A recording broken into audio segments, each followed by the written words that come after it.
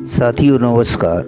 गीता ज्ञानदाता कहते हैं, पहले श्लोक में तो योगम के साथ अव्ययम विशेषण देकर इस योग को अविनाशी बतलाया और यहाँ कहते हैं कि वह नष्ट हो गया। मित्रों, इस परस्पर विरोधी कथन का क्या अभिप्राय? यदि वह अविनाशी है तो उसका नाश नहीं होना चाहिए, और यदि नाश होता है तो वह अविनाशी कैसे? मित्रों, परमात्मा की प्राप्ति साधन रूप कर्मयोग, ज्ञान योग, भक्ति योग आदि जितने भी साधन हैं सभी नित्य हैं। इनका कभी अभाव नहीं होता।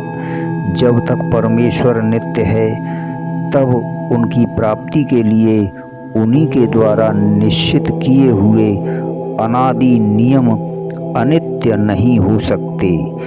जब जब जगत का प्रादुर्भाव होता है तब तब भगवान के समस्त नियम भी साथ ही साथ प्रकट हो जाते हैं, और जब जगत का प्रलय होता है उस समय नियमों का भी तिरोभाव हो जाता है, परंतु उनका अभाव कभी नहीं होता।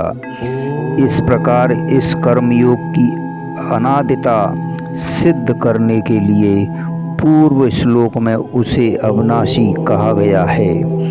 अतः एवं इस श्लोक में जो यह बात कही गई है कि वह योग बहुत काल से नष्ट हो गया है, इसका यही अभिप्राय समझना चाहिए कि बहुत समय से इस पृथ्वी लोक में उसका तत्व समझने वाले श्रेष्ठ पुरुषों का अभाव सा हो गया है।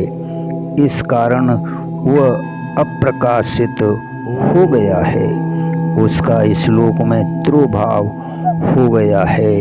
यह नहीं कि उसका अभाव हो गया है, क्योंकि सत वस्तु का कभी अभाव नहीं होता।